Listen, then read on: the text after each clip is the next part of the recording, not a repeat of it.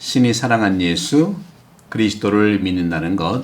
오늘은 85강입니다. 마음 기도에 대해서 나누겠습니다.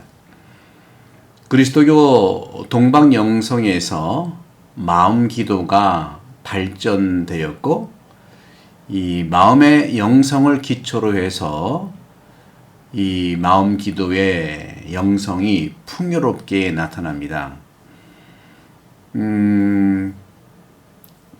가톨릭 식방 멤버십 영혼돌봄 강의에서 이 마음기도 그리고 사막의 교부, 특별히 안토니오 성인에 대한 삶과 작품들을 많이 나누고 있는데요. 디테일한 그런 삶을 통해서 만날 수가 있고, 여기서는 신학적인 의미로 접근하고 있는 것인데, 많은 사막의 교부들이 이야기한 것처럼 마음은 그릇입니다. 말그릇이라는 말도 있더라고요. 말그릇? 말그릇은 뭐겠어요? 말을 담고 있는 그릇을 얘기하죠. 근데 본래 마음은 거기에다가 말도 담아 있지만 생각도 담고 정서도 담고 모든 것이 그릇입니다. 또 그 안에 하느님도 들어가 계시고 성령도 들어가 계세요.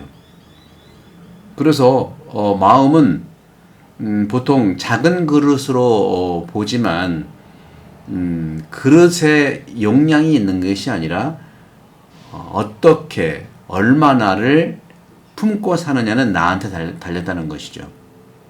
따라서 사막의 교부들, 많은 교부들은 마음은 작은 그릇으로 느껴지지만 그 안에는 모든 것을 담을 수가 있다고 말합니다. 그 마음 안에는 생명도 담고요, 천사도 담고 성령도 더불어 계십니다. 그리고 그것을 믿는 우리 가운데 하느님의 나라가 있다는 것이죠. 예수님도 너희 가운데 하느님의 나라가 있다는 것은 너희 마음 안에 하느님이 계신다 하는 말하고 같은 의미가 될 것입니다.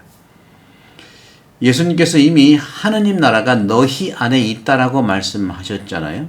따라서 우리의 마음 안에 하느님 나라가 있기 때문에 우리는 거룩한 하느님의 모든 사랑과 모든 것을 마음에 담고 자주 골방에서 기도합니다. 그러면 골방은 어떤 방일까요? 외적인 골방이기도 하지만 이것은 마음의 골방을 말합니다. 그래서 내가 영성적으로 성숙해지면, 또 영성적으로 성숙하면 어디든지 내 마음은 기도하는 골방이 됩니다.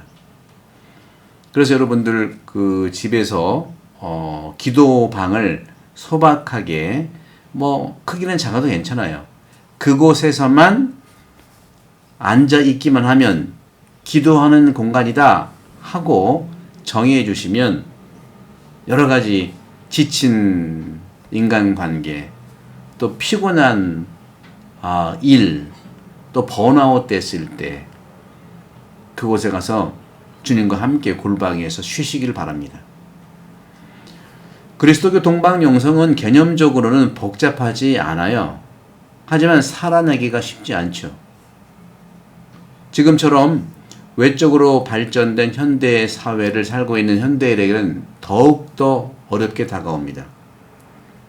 한국교회는 영성의 부재와 갈증을 많이 이야기하는데, 바로 마음의 영성을 통해서 그 갈증과 외로움을 채워나갈 수가 있습니다. 분명히 그렇습니다. 우리나라가 원조를 받던 나라에서 원조를 하는 나라로 바뀌었잖아요. 경제적으로는 우리가 선진국이 됐지만 이제는 정서적으로, 영성적으로, 또 심성적으로 선진국이 되기 위해서 이러한 마음의 영성을 가득 채우면 분명히 가능합니다. 잘 살아보세를 목적으로 해서 모두가 허리띠를 졸로 맸지 않습니까? 이제는 영적으로, 심정적으로 잘 살아보세를 외치면서 이러한 영적인 갈증, 정신적인 풍요로움을 얻을 수 있도록 모든 종교에서 특히 한국 그리스도교에서는 한국 그리스도 영성에 맞는 그러한 풍요로움을 늘 제공하고 살아갈 필요가 있죠. 그러려면 지도자들이 우선적으로 그리스도교의 영성을 만나고 또 한국 안에서 또 그리스도 영성이 무엇일까를 발견하는 그 길이 우리에게 제공되고 있다고 말씀드리고 싶어요. 그래서 한국 교회도요, 천주 교회도 거의 20여 년 전부터요. 그렇죠. 거의 20년, 25년 전부터 많은 교우들이 이러한 영적 갈증과 외로움을 채우기 위해서 여러 가지 기도 방법들을 찾으러 나갔어요.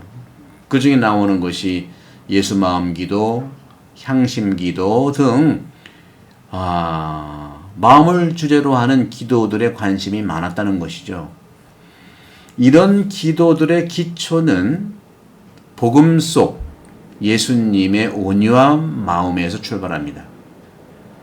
마음의 영성을 2000년 동안 살아온 영성이 바로 초기 1000년의 그리스도의 영성이고 이걸 지금도 살아가고 있는 대표적인 그런 그 그리스도교가 그리스도교 동방 영성이죠. 그러나 우리 카톨릭도 동방 카톨릭이 있기 때문에 이 영성은 또 우리의 영성이고 오늘날에도 우리에게 절실히 그런 갈증을 해결해 줄 수 있는 담비와 같은 영성입니다. 마음의 영성이죠. 여기에 출발점을 두고 복음과 이 마음의 영성을 잘 활용하고 적용하고 이용하면 영성 생활에 큰 도움이 되는 건 분명합니다. 예수 마음 기도 그리고 향심 기도가 한국 교우들의 마음을 건드리는 이유는 우리에게 맞는 영성적 토대가 있기 때문입니다. 단계를 거치는 과정에서 시간도 할애해야 하지만 그런 단계를 밟지 않아도 지금 내가 할 수 있는 수행법이 있다면 바로 마음 기도를 출발점으로 하는 기도 생활입니다. 요즘에는 여러 신부님들도 이 초기 교회에 우리 그리스도 동방 영성에서 있었던 마음 기도라는 말은 하지는 않지만 예수 기도라는 말은 하지 않지만 호흡 기도라는 이런 말을 차용해서 우리 묵주 기도도 그렇고 주님의 기도도 이 호흡으로 하는 기도를 하는데 이것도 역시 활용하는 측면에서 괜찮습니다. 하지만 제가 이 시간에 마음 기도, 예수 기도의 원형을 나눠드릴 것입니다. 예수 기도의 원형은 굉장히 짧아요. 또 반복적입니다. 호흡을 자기 호흡으로 단순하게 하는 것이죠. 이것이 바로 우리에게 커다란 모든 기적을 일으키게 해 주실 것입니다. 그래서 영성 생활에서 가장 중요한 것은 이 마음의 골방에 들어가서 모든 생각을 마음 속에 모으고 정신을 하나님 앞에 두고 산 믿음과 뜨거운 영으로 하나님께 기도하는 것이죠. 이것을 우리는 화살 기도라고도 말할 수 있습니다. 화살 기도를 드리는 그 마음의 골방이 나를 변화시켜 줄 수 있는 것이죠.